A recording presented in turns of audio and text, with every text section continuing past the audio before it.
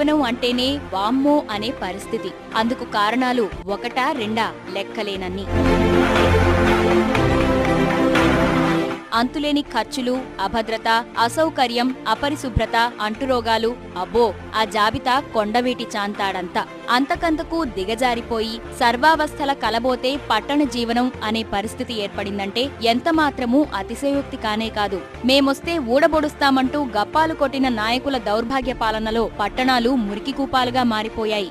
నగరాల దుస్థితి అంతకంటే భిన్నమేమీ కాదు. కోట్లు కొల్లగొట్టడం మీదే తప్ప జనం పాట్లే పట్టని మహామేతల నేతృత్వాన సాగిన అవినీతి రాజ్యం నిర్వాకంతో మున్సిపాలిటీలు, కార్పొరేషన్లు భ్రష్టు పట్టిపోయాయి. మురికివాడలే లేని రాష్ట్రాన్ని స్వప్నిస్తున్నామంటూ వాగాడంబరంతో రెచ్చిపోయిన నాయకగణం పాలనా కాలంలో వెలగబెట్టింది గుండు సున్నా.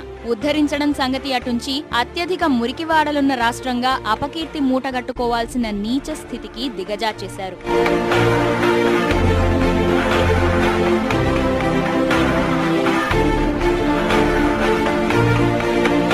మన రాష్ట్రంలో రోజుకు 16,000 టన్నుల చెత్త ఉత్పత్తి జరుగుతోంది. హైదరాబాద్, విజయవాడ, విశాఖ, తిరుపతి సహా 37 మున్సిపాలిటీల్లో వ్యర్థాల నిర్వహణకు చేస్తున్న ఖర్చు 850 కోట్లు. ఇంత చేసినా పట్టణాలేమైనా బాగుపడ్డాయా అంటే లేనే లేదనే సమాధానం వస్తోంది.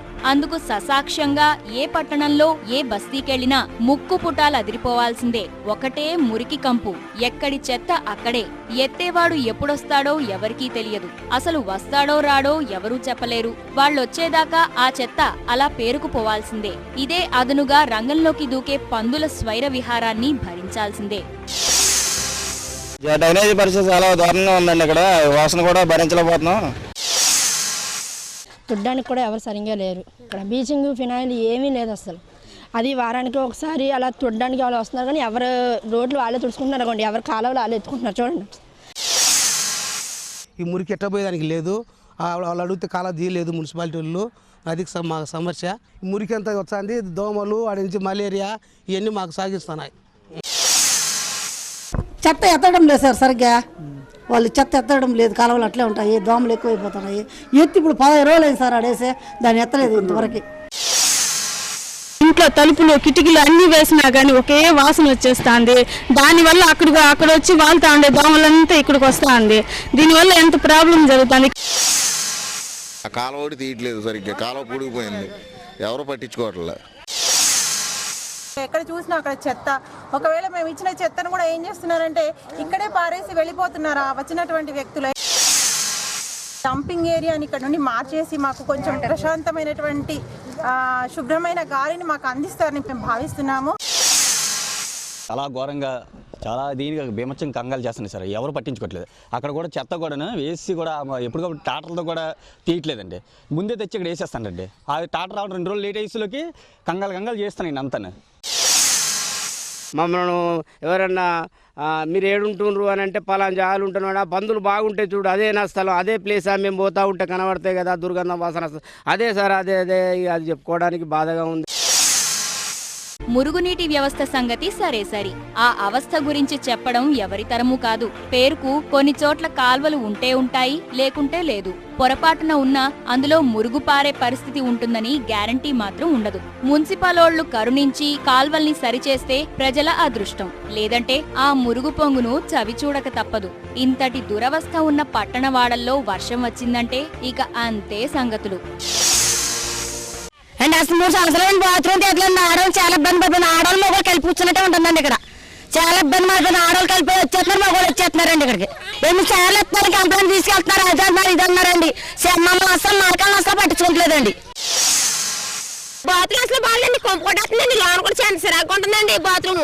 ఎవరో వస్తున్నారు, కారులోని గడ్రమైన వస్తున్నారు, చూస్తున్నారు, వెళ్ళిపోతున్నారు. బాత్రూమ్ అసలు ఏం బాగోలేవండి. చిన్నపిల్లలతో ఉన్నామండి, కలరాలు వచ్చేస్తున్నాయండి, పిల్లలకి పొక్కులు వచ్చేస్తున్నాయి. అన్ని వేళగా మేము చాలా బాధపడుతున్నామండి. ఇక తాగునీటి కటకట సర్వసాధారణం. పట్టణమైనా నగరమైనా పెద్ద తేడా లేదు. ఎప్పుడో ఒకరోజు నల్లాలో నీళ్లొస్తాయి. అది కూడా శుద్ధమైనదో లేదో చెప్పలేం. ఏ జన్మలోనో పుణ్యం చేసుకుంటే సరి, లేదంటే నల్లా నిండా మురికినీరే. కారణమా? ఇంకేముంది, అస్తవ్యస్త మురుగునీటి వ్యవస్థే. నీటి పైపులు పగలడం వల్లో, కాలువలు పొంగడం వల్లో మంచినీటిలో కలిసిపోతుంటాయంతే. ఆ నీళ్లు తాగామంటే రోగాలను కొని తెచ్చుకున్నట్టే. డ్రైనేజ్ లీకేజ్ అయిపోయి అన్ని వాటర్ లైన్ కనెక్షన్ వెళ్ళిపోతా ఉంది. చాలా ఇబ్బంది పడతా ఉన్నాం. ఆ వాసన నీళ్ళు తాగలేకుండా కంప్లీట్ చేసిన కూడా ఎత్తడం లేదు.